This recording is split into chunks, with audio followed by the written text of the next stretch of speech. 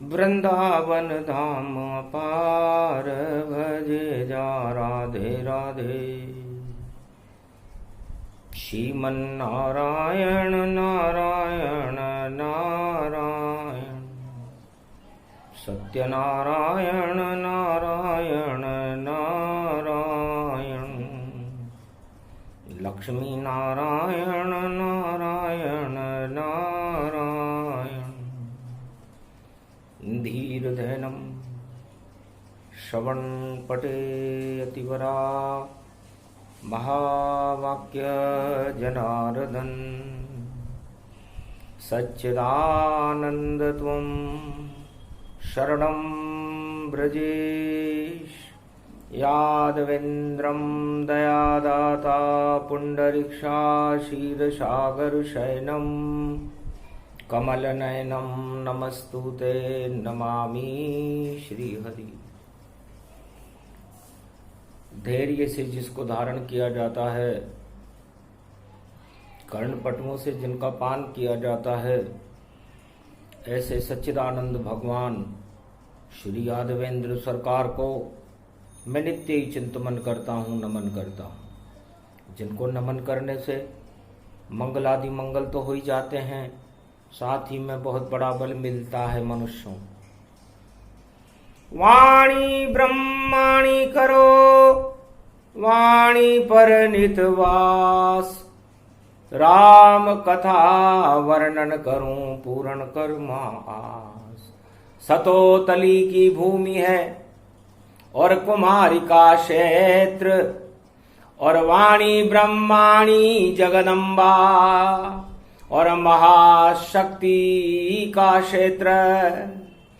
बरननाथ गुरु बैठे हैं सुखराई सरकार, और मारकंड्य की कर रहे और ब्रह्मवेता जय जयकार। राधा गोविंद वाणी शक्ति और कालिंदेश्वर काल, और कालिंदेश्वर महादेव, कश्मीरेश्वर महादेव, मनसा पूर्ण हनुमान। सत्यनारायणम माघ मास पूर्णिमा, शनिवार कलयुग, महातेजोमयी श्री शक्ति नारायणम नारायणम नारायणम। ना का मतलब भगवान शंकर उमा जी से कहते हैं कि सारा संसार ही नाम में है। नाम यज्ञ सब कीजिए और नारूप गतिमान, और न से नभ बन जाता है जहां प्रगटे विष्णु भगवान। न से नभ बनता है और उस नभ में नारायण का निवास रहता है, और वो नारायण का प्रकाश रास्ता दिखा देता है हर मनुष्य को कि सद्मार्ग क्या है। और जब मनुष्य आत्मा का स्वरूप है, परमात्मा से मिलता है, तो उस रास्ते से आकर ही मिलता है। और यह का मतलब यमराज से है। जब आदमी सद्मार्ग पर चलने लगता है, ईश्वर के दिखाए हुए रास्ते पर चलने लगता है उमा जी, तो यमराज उसका बाल भी बांका नहीं कर सकता। नरक लोक नहीं जाता है और काल छूट सब जाए। जब नारायण कृपा हो तो मोक्ष मार्ग मिल जाए। और अणा नाम सिद्धि को कहते हैं। अणा का मतलब नमोकारा शक्ति जिसमें होती है। नम तो हर चीज में नम लगता है। अण तो अणहदनाद ब्रह्म गति पावे, खुल जावे ईश्वर मिल जावे। तो नारायण के शब्द की और शिव जी व्याख्या बताए, मृत्युलोक में 4 ही युग में 5वां कभी ना आए। इस मृत्युलोक में 4 युग होते हैं, धर्म के भी 4 स्तंभ होते हैं, और सारा संसार 4 ही दिशाएं होती हैं, पूरब पश्चिम उत्तर दक्षिण। तो सतयुग समझावे शिव और सुनो सतयुग का ज्ञान। सतयुग में तो नारायण है और नहीं कोई काम। सत्यनारायण भगवान का सतयुग में प्रकाश रहता है, और यदि कोई नारायण के प्रकाश को मिटाना चाहे तो नारायण किसी भी तरह से अवतार लेकर के सीधे ही पहुंच जाते हैं, उस मिटाने वाले को मिटा देते हैं। तो श्री नारायण तेरी शक्ति बड़ी और अपरंपार कहाती है। सतयुग में तेरे 4 रूप जिसको वाणी बतलाती है। जब पृथ्वी चली गई इस पातालन में तो कच्छ रूप प्रगटाती है, और नारायण सीधे ही कच्छ बने और मच्छ रूप प्रगटाती है। कहीं कच्छ बने, कहीं मच्छ बने, और कहीं नरसिंह अवतार बने, और कहीं 52 अवतार बने। ये सतयुग के कई प्रकार बने। सतयुग में ये 4 अवतार हुए हैं। तो किस लिए हुए? क्योंकि नारायण की शक्ति को जब दानवतावाद की शक्तियां चुनौती देने लगी तो ये 4 अवतार किसी मां के गर्भ से नहीं हुए, सीधे ही हो गए। तो सतयुग नारायण है रूपा और सत्य रूप है विष्णु स्वरूपा। भगवान विष्णु का ही स्वरूप है सत्यनारायण। सत्यनारायण आज माघी पूर्णिमा है, माघ का महीना है, पूर्णिमा है, चंद्रमा पूर्ण रूप से है। तो माघ मकर गति रवि जब हुई और सूर्य कुंभ राशि में प्रवेश कर चुका, और बृहस्पति कुंभ राशि में प्रवेश करने वाले हैं, और दानवतावाद का तारा शुक्र का तारा अस्त है। तो मानवता की विजय हो और माघ पूर्णिमा आए, और भारत में अहोभाग है जो कुंभ पर्व पड़ जाए। तो नारायण बदरी है विशाला और महाकाल कालों के काला। तो बदरी वन एक गुफा भवानी, जहां नारायण पूजे नारद ज्ञानी। नारद जी घंटा ध्वनि और पूजन करते जाए, नर नारायण पर्वत पे नारायण प्रगटाए। पद्मासन में बैठे हैं नारायण भगवान, और मंदिर देखो बंद है और ज्योति जले तमाम। नारद घंटा ध्वनि करे पूजन देव कर जाए। नर नारायण पहाड़ पे बैठे ब्रह्मवेता आता है। ब्रह्मवेता परशुराम भगवान बैठे रहते हैं, और नारद 6 महीने पूजा करते हैं भगवान विष्णु की। माघ महीना जब हुआ और शांत क्षेत्र गति पाए, दूर दूर तक कोई मानव नजर वहां नहीं आए, केवल रहते देवता पूजन करते ताय। धन्य धन्य बद्रीनाथ नारायण प्रगटा। इसलिए भारत में नारायण का क्षेत्र है तो बद्री विशाल है, उत्तराखंड में। तो जल तत्वानि भूतानि अलक निंदा, महाशक्ति गंग शक्ति तरंग शक्ति नारायण शीर्षागर शयनम। तो पूरा हिमालय बर्फ में आच्छादित हो जाता है और शीर्षागर बन जाता है बद्री पर्वत, और वहां पर भगवान नारद जी भगवान नारायण की पूजा करते रहते हैं, उनके गुणगान करते रहते। सगुणम श्री विष्णु परम प्रसन्नम चतुर्भुजम सदा क्षीरसागर शयनम लक्ष्मी चरण चापयत्यम नारद घंटा ध्वनि वीणानादम प्रवत्य महालक्ष्मीपति भगवान विष्णु तस्मै तसम सदा क्षीरसागर शयनम हस्तयं मंगला मुखारविंदम गरुड़ध्वज यजमान यात्मान विष्णु परम प्रसन्न प्रसन्नम सर्व सिद्धिदायकम वरदायकम भगवान विष्णु नमामयम् सत्यनारायणं लक्ष्मीकांतं परम प्राणवल्लभा लक्ष्मी वल्लभा लभयन्तं सर्वचराचर भूपतिं भक्तवत्सलं कोमलांगं त्वं शरणं सर्वसिद्धिदायकं वरदायकं यद्वा दयोमयो श्री विष्णु नमामियं निर्यान्त्यां चतुयं नामं सुरगणान गणानायको सुरपति महेश्वरम् गुरु बृहस्पति तुम समच प्रथम नमामयम्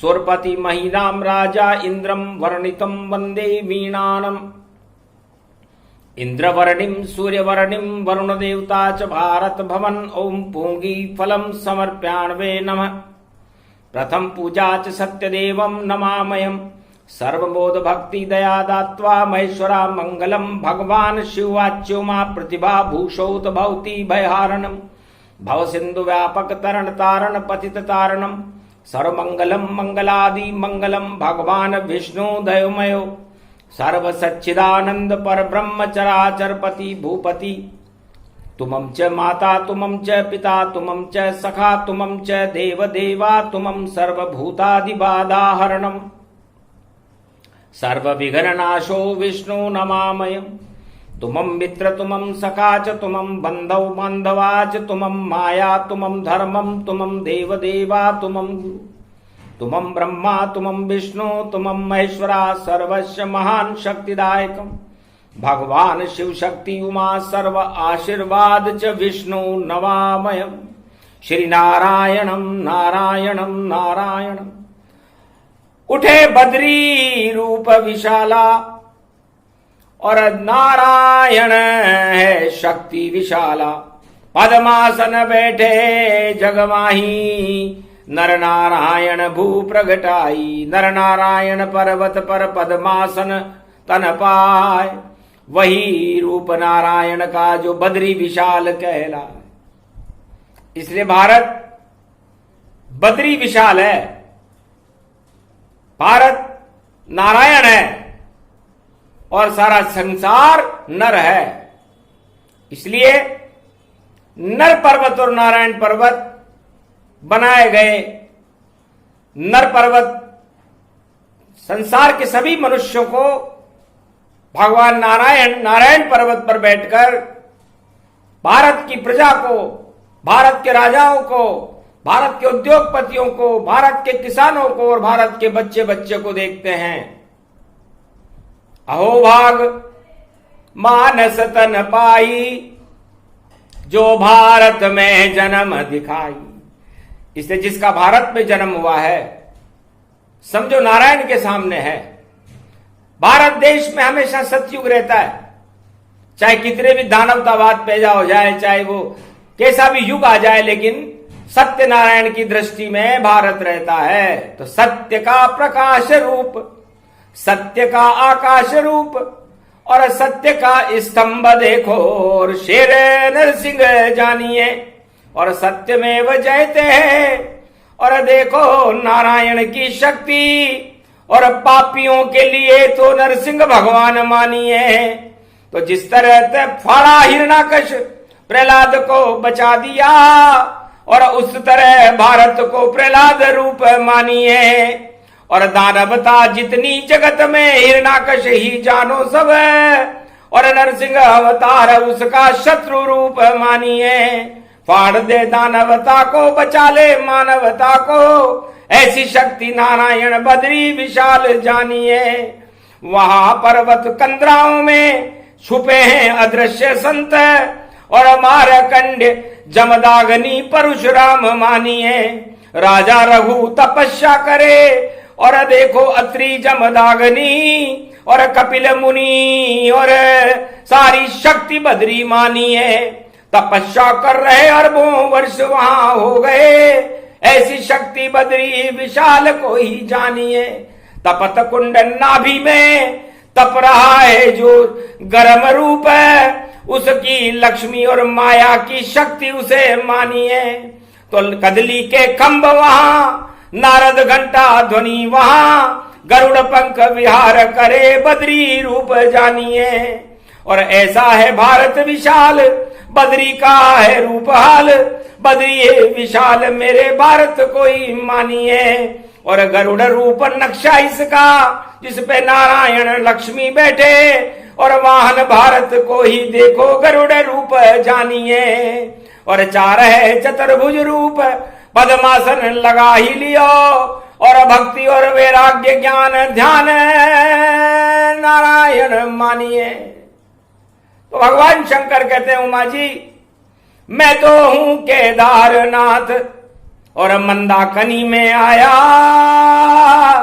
बैठ गया मैं केदार धाम में, मुझको बदरी दिखाया। मेरे इष्ट देव नारायण, मैं केदारनाथ में बैठा बैठा अपने इष्ट देव बद्रीनाथ को देखता रहता हूं। माघ की पूर्णिमा है और गंगोत्री और जमुनोत्री और मंदाकिनी अलकनंदा के जल से मैं सदा उनका अभिषेक करता रहता हूं, क्योंकि मेरी गति और मेरी चाल कोई समझ नहीं सकता। मैं तो आद्य देव, गुरुदेव, महादेव हूं, और नारायण भी महाविष्णु हैं। नारायण इस सृष्टि के पालक हैं और मैं इस सृष्टि का प्रलय करने वाला हूं, इसलिए हम दोनों आमने सामने बैठे रहते हैं। नाभि कमल नारायण का और केदारनाथ ये बना हुआ, और ब्रह्म तेज की शक्ति से और देखो कमल ये खिला हुआ। तो क्षीर सागर के कमल में बैठे भोलेनाथ, और विष्णु का नाभि कमल और खिला केदारनाथ। केदारनाथ भगवान विष्णु का नाभि कमल है, उनका मणि चक्र है, और मणि चक्र जब खुलता है तो प्रलय भी कर सकता है और शांति भी कर सकता है। जैसी इच्छा नारायण की वैसी घटना हो, इसमें संशय कुछ नहीं, और विधि विधाता जो। तो सारे ब्रह्मवेता हिमगिरी पर करते हैं तप ज्ञान, सदा भजते हरि नाम को, और माघ पूर्णिमा जान। तो ये माघ पूर्णिमा बड़ी महत्वपूर्ण है, क्योंकि माघ भगवान विष्णु का महीना है, और भगवान विष्णु इस समय कोई मनुष्य बद्रीनाथ के मंदिर में नहीं है। रावण जी जोशी मठ में और पूजा बद्री की करते हैं, पर बद्री मंदिर में सभी देवता हर्षित हो मन भरते हैं। तो अंदर पहुंचे देवता और नारद रूप विशाल, महापर्व ये मन रहा ये आंखों देखा हाल, तुलसी वनई से जानिए बदरी तुलसी जान। और तुलसी के ही फूल हैं और पुष्पमाल गतिमान। बदरी वन में बदरी तुलसी होती है, और तुलसी ही भगवान बद्री नारायण को पसंद है। और नहीं कछु चाहिए, नहीं प्रसाद कछु पान, नारायण को चाहिए और तुलसी पत्र समान। तुलसी का पत्र चाहिए, क्योंकि नारायण तुलसी प्रिय और प्रिय नहीं कोई। बद्री वन में नारायण पर तुलसी चढ़ती जो है। तुलसी चढ़ती है, क्यों चढ़ती है? क्योंकि तुलसी रूप गति वैभव पावा, और तुलसी शक्ति प्रकट हो जावा। तो तुलसी वन में जब भगवान विष्णु तुलसी का पान करते हैं, तुलसी से ही विवाह करते हैं। जब देवता उठते हैं दीपावली पर, तो बड़ी दिवाली पर तुलसी विवाह होता है, वो भी नारायण के साथ और शालिग्राम के साथ ही होता है। तो तुलसी का नारायण से सीधा संबंध है। तो जो नारायण से संपर्क करना चाहे, नारायण को साक्षात करना चाहे, तो माघी पूर्णिमा के दिन एक तुलसी पत्र भगवान विष्णु को जरूर चढ़ाए और तुलसी का ध्यान करे, तुलसी का गुणगान करे, तुलसी की परिक्रमा करे। तो सोचो भाग्य बदल गया उसका, अश्वमेध हुई यज्ञ, और साक्षात विष्णु मिलते हैं, इसमें कोई न प्रज्ञ। भगवान विष्णु के साक्षात दर्शन करने में वो आत्माएं सफल हो जाती हैं जो माघी पूर्णिमा पर नारायण का गुणगान करती है। सत्यनारायण की कथा, उनका प्रसाद कदली का खंभ है, कदली केला जानिए और केला मक्खन मान, और कदली फल को आरोगते हैं देखो विष्णु भगवान। तो केला केतु को कहते हैं, और केतु मोक्ष का कारक ग्रह है, धर्म ध्वजा है। तो केला कदली खाते हैं और नहीं कछु खाए, पंच तत्व का सत्तू और पंजेरी भोग लगाए। तो पंजेरी गेहूं के आटे में शक्कर मिलाकर घी में सेक करके, और पंचामृत स्नान, शक्कर, शहद, दही, दूध और घृत पांचों मिलाए और स्नान कराओ नारायण को, पंचामृत बन जाए। तो इस पंच तत्व की आत्मा को तुलसी बना लो, उसमें पंचामृत पिलाओ और सत्यनारायण भगवान का प्रसाद चढ़ा करके नारायण का नाम लो। माघ का महीना है, पूर्णिमा स्वरूप है, तो मुक्ति का मार्ग खुल जाता है। क्योंकि जब भगवान धर्मराज पांडव बने तो उनको मुक्ति का मार्ग खोलने के लिए बद्रीनाथ के ऊपर स्वर्ग की सीढ़ी बनाई थी रावण ने, लेकिन रावण तो उन पर चढ़ नहीं सका, क्योंकि भगवान राम के हाथ से उसकी मृत्यु हो गई। चढ़ता कैसे? 10 शीश वहां कट गए, सब कुछ कट गया जाए, कैसे चढ़ता स्वर्ग की सीढ़ी। और रावण गया तड़फाए, रावण बड़ा तड़फने लगा, क्या करे, उसी सीढ़ी पे चढ़ करके पांडव मोक्ष में जाए। लेकिन द्रौपदी, भीम, अर्जुन, युधिष्ठिर, नकुल, सहदेव इसी मार्ग से भगवान से मिलने गए थे। तो नारायण ने बतला दिया, और देखो स्वर्ग का मार्ग। और माघ पूर्णिमा थी उस दिन जब किया देह का त्याग। तो माघ पूर्णिमा को यदि कुंभ पर्व पड़ जाए, जो भारत में पड़ रहा है और हरिद्वार में पड़ रहा है, महाशिवरात्रि से शुरू होगा। तो माघ पूर्णिमा का स्नान तीर्थों में बड़ा महत्वपूर्ण होता है, सारे पापों को हटाने वाला होता है, भगवान से मिलाने वाला होता है, और नारायण की कृपा दिलवाने के लिए अश्वमेध यज्ञ का फल देने वाली ये माघ मास की पूर्णिमा शनिवार को आई है। तो जब शनिवार को माघ पूर्णिमा पड़े तो समझ लेना चाहिए पापियों का पतन होगा, पाताल में चले जाएंगे पाप और दानवता, और मानवता का प्रकाश होगा।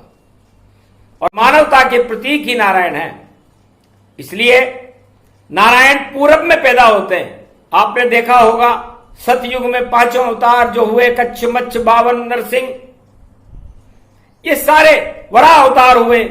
ये 5 अवतार पूरब दिशा में पैदा हुए, और पाताल में दक्षिण दिशा को उन्होंने देखा। तो पहला युग धर्म युग होता है, जहां पर अवतार सीधे प्रकट होते हैं। उसके बाद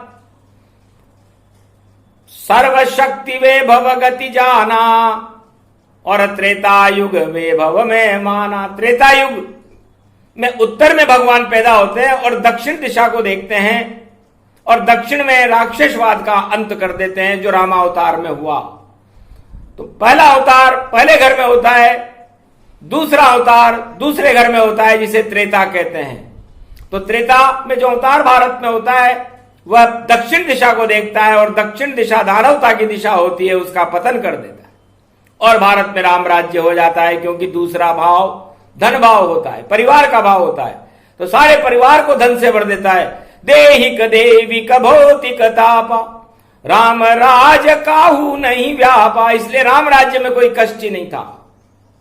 राम राज्य उसे ही कहते हैं जब परिवार में किसी भी परिवार का ही तो घर है, जहां सब भगवान राम वाणी का घर है। तो राम राम जपें और सारे सुख वहां मिल जाए, तो उसको वो अवतार जो मर्यादा पुरुषोत्तम राम का था उत्तर में हुआ, और दक्षिण में दानवता को समाप्त करने के लिए गया, क्योंकि चुनौती दक्षिण से मिलती है अवतार। फिर त्रेता युग जानिए और पश्चिम रूप समान, सूरज उदय होता है तो पश्चिम में अस्त होता है, तो चंद्रमा उदय हुआ। तो द्वापर युग जब आया भारी और चंद्रवंश बांके हैं बिहारी, प्रगट गए भारत गिरधारी और पश्चिम रूप अखंड। तो दानवता को अस्त करने के लिए, दानव शक्तियों को पश्चिम में अस्त करने के लिए, क्योंकि सूरज और चंद्रमा पूरब में उदय होते हैं और चंद्रमा पश्चिम में उदय होता है, तो सारे ही कंस कौरव सब राक्षस जरासंध गति जान, और सारे ही मारे गए और मारे कृष्ण भगवान। तो उनका शीतलता पैदा कर दी भगवान ने। वो द्वापर युग होता है जिसमें पश्चिम, और भगवान फिर द्वारका बसाने पश्चिम में चले गए। तो गुजरात रूप है द्वारका और पश्चिम रूप समान, और वहीं निवास करते हैं श्री कृष्ण भगवान। इसलिए द्वापर युग पश्चिम में आता है और पश्चिम में ही रहता है, क्योंकि सारी मानवता को पूरब में उदय कर देता है, उत्तर में उदय कर देता है और पश्चिम में अस्त हो जाते हैं सब। तो सब अस्ताचल में चले गए, कौरव भी चले गए, पांडव भी चले गए, और भगवान कृष्ण को भी बहेलिये ने तीर मारा और वो भी चले गए। तो पश्चिम और सागर तट के ऊपर सब कुछ हुआ जो वेदों में अंकित है। और कलयुग जानिए और कलयुग उत्तर जान। कलयुग में उत्तर दिशा में अवतार होगा, कल की अवतार, और वह सारे कलयुग के कालमा को खत्म करके और जितने भी विदेशी मार्ग हैं, दक्षिण और पूरब पश्चिम, उन सबको प्रकाश से भर देगा, 21वीं शताब्दी में कर देगा। और ऐसा दिव्य अवतार पुरुष भारत को जगमग कर देगा।